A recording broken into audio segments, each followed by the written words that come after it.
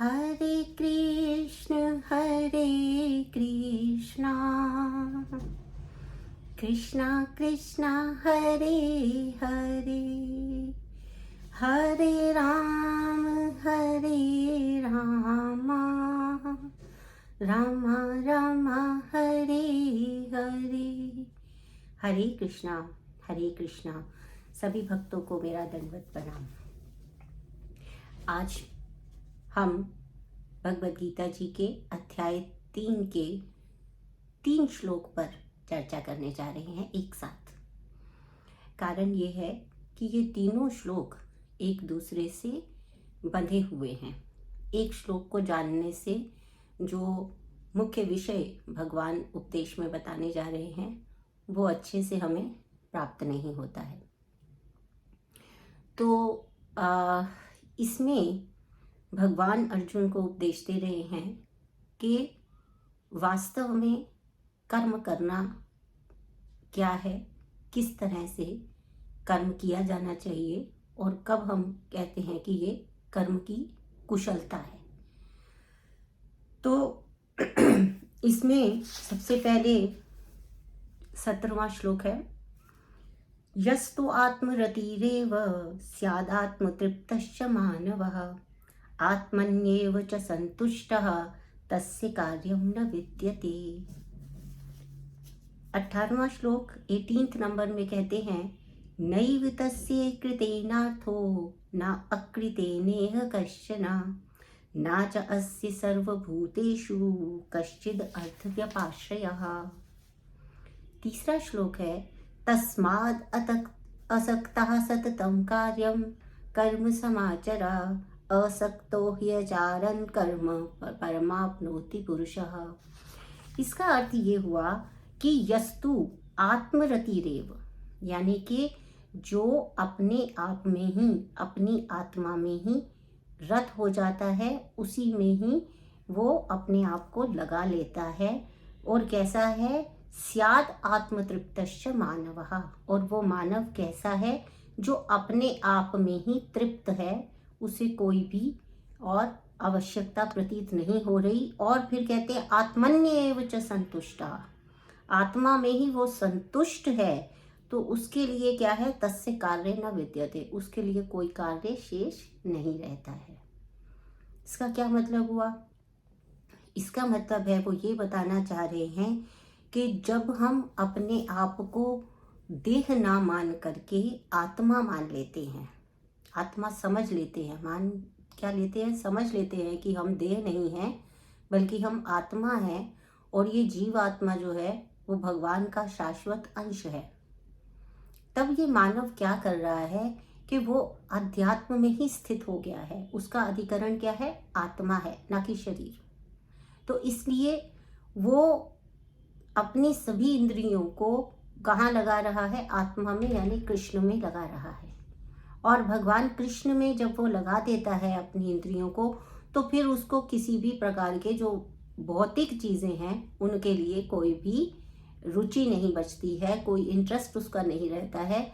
वो बाकी सारी चीज़ों से उसका ध्यान हट गया है, तो वो अपने आप में ही संतुष्ट है। उसको कोई वस्तु के लिए भागने की आवश्यकता प्रतीत नहीं हो रही है, क्योंकि वो कृष्ण भावना अमृत में आ गया है, अर्थात भगवान कृष्ण की उसने पूर्णतः शरण ले ली है। इसीलिए अगले श्लोक में 18th नंबर श्लोक में उन्होंने कहा, नैव तस्य कृतेनार्थो, अब उसके लिए करने लायक कोई काम नहीं बचा है, और न अकृतेनेह कश्चन, और नियत कर्मों की ना आवश्यकता रह जाती है, ना ही इसको करने का कोई कारण रह जाता है, ना च अस्य सर्वभूतेषु, और ये वाले जो है वो किसी अन्य जीव पर निर्भर भी रहने की आवश्यकता नहीं रहती है।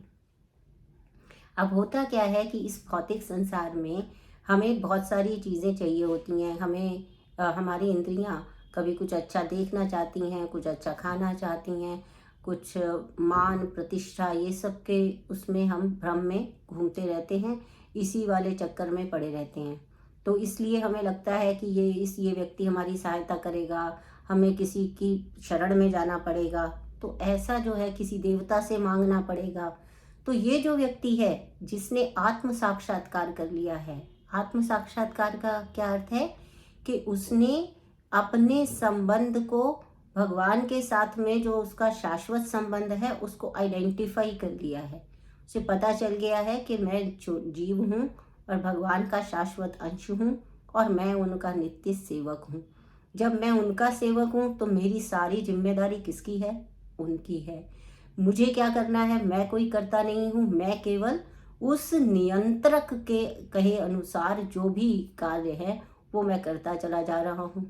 क्योंकि भगवान ने ये जो जीव है, ये जो भौतिक संसार में आया भोग शरीर में, तो यहाँ आकर उसको जो थोड़ी सी स्वतंत्रता भगवान ने दी थी कि चलो तुम अपनी मर्जी से कुछ कर लो, तो उस स्वतंत्रता को उसने अपनी दुर्बलता बना लिया एक प्रकार से। उसने क्या किया कि उसका दुरुपयोग करना प्रारंभ कर दिया। उसे लगा कि मैं भी भगवान ही हूँ, अहम ब्रह्मस्मि, मैं भी ब्रह्म ही हूँ, क्योंकि मेरे पास भी वही सब चेतनता है, मैं भी ये सब काम कर सकता हूँ। तो वो अपने आप को भ्रम में पड़ के कैसे मानने लग गया? वो अपने आप को कर्ता मानने लग गया और इसीलिए भोक्ता भी मानने लगा। और तभी उसको कहीं भी चैन नहीं है, वो कहीं भी संतुष्ट नहीं है, वो यहाँ वहाँ भागता है। कभी किसी देवताओं की पूजा करता है, कभी किसी मनुष्य की पूजा करता है, ताकि वो उसकी सहायता करे और उसकी जितनी भी भौतिक इच्छाएं हैं उनकी पूर्ति हो किसी न किसी तरीके से। तो इसको हटाने के लिए भगवान ने कहा कि ये जो आत्म साक्षात्कार जिसका हो गया है, उसको कोई काम कर, उसके लिए नियत नहीं है, कोई काम करने का कोई कारण भी नहीं है उसको, और उसको किसी अन्य जीव की अथवा किसी देवता आदि की कोई भी आवश्यकता नहीं रहती है। ऐसा पुरुष जो होता है वो तस्माद, इसीलिए भगवान क्या उपदेश कर रहे हैं? इसलिए, क्योंकि, किस लिए? क्योंकि ये जीव भगवान का शाश्वत अंश है। इसलिए तस्मात्, इसलिए असक्ता सततम कार्यम कर्म समाचरा। असक्त यानी कि अनासक्त भाव से, किसी भी प्रकार की अटैचमेंट के बिना कि इसका मेरे को क्या फल मिलने वाला है, अच्छा या बुरा जो भी फल मिलने वाला है वो मेरा नहीं है, क्योंकि ये कर्म भी मेरा नहीं है, इसलिए इसका फल भी मेरा नहीं है और वह स्वयं भी मैं अपना नहीं हूँ।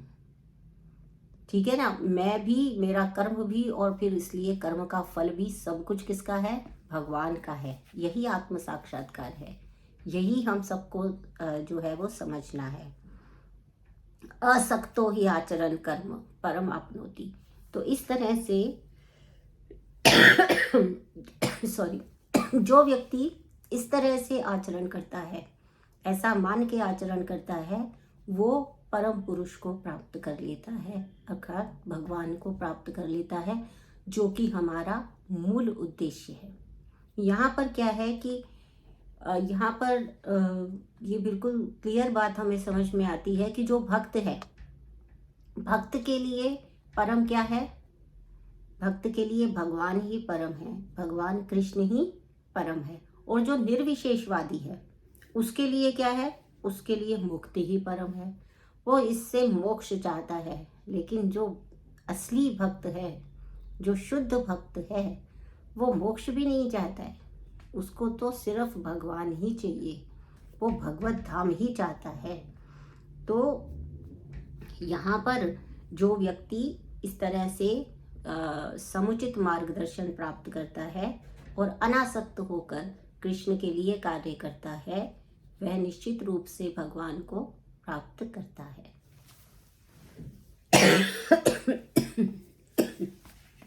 तो इस प्रकार यहाँ पर ये भी सिद्ध है कि जो यज्ञ वेद अनुष्ठान आदि में, वेदों में जो यज्ञ अनुष्ठान आदि बताए हैं, वो सब भी क्या हैं? वो केवल हमने जो इंद्रिय तृप्ति के लिए कार्य किए थे उसी को एक तरह से शुद्ध करने का उपाय है। ठीक है, तो आज के में इतना ही। हरे कृष्णा।